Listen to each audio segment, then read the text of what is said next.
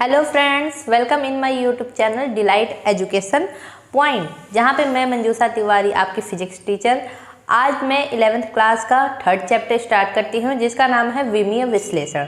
तो इसके पहले भी मैंने सेकंड चैप्टर तक दिया है आपको, आप जाके प्लेलिस्ट में देख सकते हैं, जिसमें क्लास 11th के सेकंड चैप्टर तक मैंने वीडियोस डाले हैं। तो आज हम पढ़ेंगे थर्ड चैप्टर का, जिसका नाम है विमीय विश्लेषण। तो चलिए ज़्यादा देर न करते हुए चले आते हैं अपने मेन टॉपिक पर।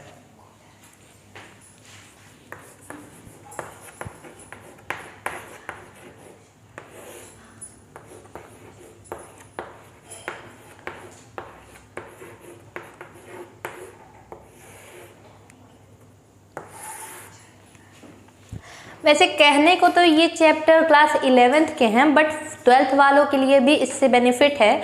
इससे बेनिफिट ये है कि 12th में जो क्वेश्चन पूछे जाते हैं ज़्यादातर सूत्र पे डिपेंड रहते हैं कि हाँ इसका सूत्र क्या है, सूत्र बताइए। साथ ही साथ उसकी विमा भी पूछी जाती है। तो विमा के लिए ही हम यहाँ पे चैप्टर जो स्टार्ट किए हैं विमीय विश्लेषण, यहाँ पर आपको विमाएँ भी बताई जाएंगी कि किस राशि, किस भौतिक राशि की विमा क्या होती है। तो चलिए देखते हैं। सबसे पहले हम बात करते हैं विमीय विश्लेषण के बारे में।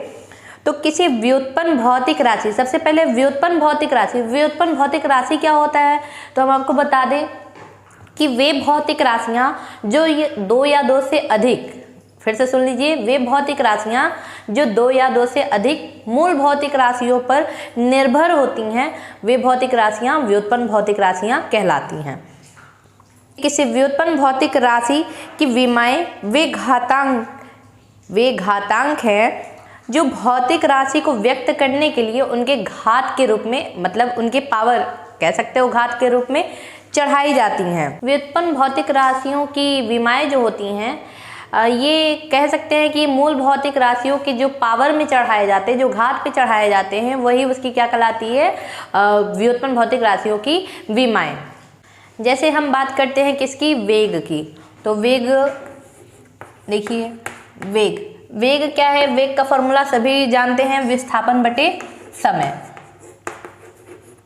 विस्थापन बटे समय।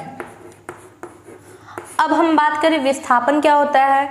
तो देखिए, विस्थापन के बारे में आप बचपन से भी पढ़ते आए हैं कि जब कोई वस्तु एक स्थान से दूसरे स्थान पर विस्थापित की जाती है या रखी जाती है या दूरी तय करती है, तो उनके प्रारंभिक स्थिति से अंतिम स्थिति के बीच की न्यूनतम दूरी ही हमारी कहलाती है विस्थापन, जो कि विस्थापन क्या है, एक सदिश राशि है। तो देखिए यहाँ पे विस्थापन बटे समय, तो अभी जस्ट हमने बताया कि विस्थापन कौन सी राशि होती है, सदिश राशि होती है। तो सदिश राशि अगर विस्थापन हुआ तो वेग भी हमारा क्या हो जाएगा, सदिश राशि हो जाएगा। तो देखिए विस्थापन के लिए हम जो मेजरमेंट लेते हैं, तो एक कह सकते हो कि मीटर स्केल से लेते हैं या फिर सेंटीमीटर स्केल से लेते हैं। तो यहाँ पर लेंथ की ही बात हो रही है ना, लेंथ की ही बात हो रही है। तो इसलिए यहाँ पर जो हम इसके लिए विमा लिखेंगे, ये हम विमा लिखेंगे L। क्या लिखेंगे, L। लंबाई ही ली जाती है, क्योंकि हम जो दूरी नापेंगे वो किसी स्केल से, मीटर स्केल से नापेंगे, तो उसकी जो विमा ली जाती है वो किस में ली जाती है, L। ठीक है। नेक्स्ट हम बात करेंगे समय की। तो समय के लिए क्या हो जाएगा, T। तो अगर हम T को यहाँ पे देख रहे हैं कि T जो है हमारा वो अपॉन के नीचे है। तो अपॉन के नीचे मतलब बटे के, अगर नीचे बटे में है तो इसका पावर इस वक्त क्या है, प्लस है, पॉजिटिव है, प्लस इसका पावर कितना है, 1 है, +1। लेकिन जब हम इसी को ऊपर उठा के रखें, ऊपर लेके जाएं, तो यहाँ पे क्या लिखा जा सकता है, इसको एक ब्रैकेट में अगर लिखना चाहे तो LT⁻⁻1। इसी तरह हम नेक्स्ट और भी ले सकते हैं। नेक्स्ट हम और भी एग्जाम्पल ले लें, जैसे मान लीजिए कि हम दाब का ले लें, दाब। तो दाब के लिए देख लेते हैं, दाब बराबर क्या होता है, बल बटे क्षेत्रफल, बल बटे क्षेत्रफल। तो बल के लिए हम कैसे निकालेंगे, तो बल के लिए आप जानते भी हैं कि बल बराबर एक फॉर्मूला लिया जाता है, द्रव्यमान गुणे त्वरण, द्रव्यमान गुणे त्वरण।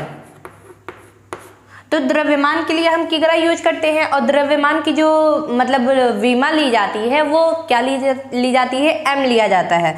तो देखिए द्रव्यमान के लिए हम विमा लिखेंगे M, और त्वरण के लिए क्या होता है, आप त्वरण का पहले मात्रक जानिए, क्योंकि इस विमा को निकालने के लिए आपको सबसे पहले इंपॉर्टेंट जानना जरूरी है उसका मात्रक। विदाउट मात्रक अगर आपको मात्रक ही नहीं मालूम होगा तो फिर आप विमा कैसे निकालेंगे, नहीं निकाल सकते। इसीलिए सबसे पहले आपको किसी भी भौतिक राशि की जब आपको विमा निकालने को कहेगा तो उसके लिए सबसे पहले आपको उसकी मतलब उस राशि के आपको मात्रक जानना बहुत ही जरूरी है।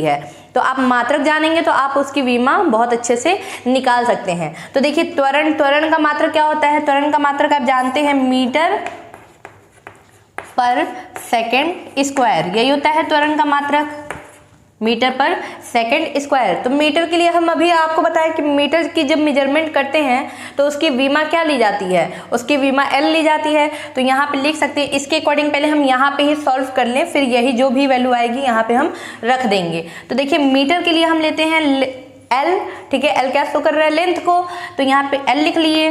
फिर उसके बाद यहाँ पे हमारा पर यहाँ पे लगाया गया है तो यहाँ पे लगा दिया हमने। फिर उसके बाद सेकेंड के लिए हम टाइम के लिए हम क्या लिखते हैं, T, तो यहाँ पे पावर 2 है तो यहाँ पे 2 लिख दीजिए। इसी को हम एक ब्रैकेट में अगर लेना चाहें तो एक ब्रैकेट में कैसे लिखेंगे, LT के पावर -2, क्योंकि नीचे पावर प्लस में है और ऊपर जाएगा तो वो माइनस में हो जाएगा। तो हमारा त्वरण का जो विमा निकल के आया है वो क्या निकल के आया है, LT के पावर -2, तो ये निकल गया। अब देखिए इसके आगे जब हमारा निकल गया त्वरण का मात्रक तो फिर उसके बाद हम क्या करेंगे, ये देखिए द्रव्यमान गुणित त्वरण, इससे निकल गया ना। तो अब बल का जो बल की विमा हो जाएगी वो कितनी लिखी जाएगी, एक ब्रैकेट में अगर लिखे तो MLT की पावर -2, ये तो हो गया बल का। तो यही उठा के हम कहाँ रखेंगे, यहाँ पर, तो रख दीजिए यहाँ पे MLT की पावर -2। नेक्स्ट अब क्षेत्रफल की बात करें तो देखिए क्षेत्रफल के लिए हम क्या करते हैं, क्षेत्रफल के लिए हम जानते हैं कि क्षेत्रफल के लिए जो हम भौतिक मतलब जो मेजरमेंट लेते हैं वो किस में लेते हैं, क्षेत्रफल के लिए हम जानते हैं कि लंबाई गुणे चौड़ाई होता है। तो लंबाई गुणे चौड़ाई दोनों ही मेजरमेंट जो ली जाएगी वो किस में ली जाएगी, मीटर में। तो यहाँ पे हम लंबाई गुणे चौड़ाई से निकाल सकते हैं, लंबाई गुणे चौड़ाई मतलब लेंथ इंटू ब्रेथ। तो यहाँ पे लेंथ के लिए भी हम L ही यूज करेंगे और ब्रेथ के लिए भी हम क्या करेंगे, L ही यूज करेंगे। तो यहाँ पे L कितने हो गए, L स्क्वायर हो गए। तो बस यही उठा के आपको यहाँ पे रख देना है। तो कर दिया हमने। फिर उसके बाद आप देख रहे हैं कि फिर इसके बाद हमको क्या करना है, इस चीज़ को मतलब एक ब्रैकेट में लिखना है। अगर हम एक ब्रैकेट में लिखें, चलिए यहाँ पे लिख दीजिए इसको, ठीक है। इसको अगर हमको एक ही ब्रैकेट के अंदर लिखना हो तो हम कैसे लिखेंगे, ML, यहाँ पे देखिए L नीचे पावर में 2 है और ये अगर ऊपर जाएगा तो -2 हो जाएगा, यहाँ पे पावर में 1 है।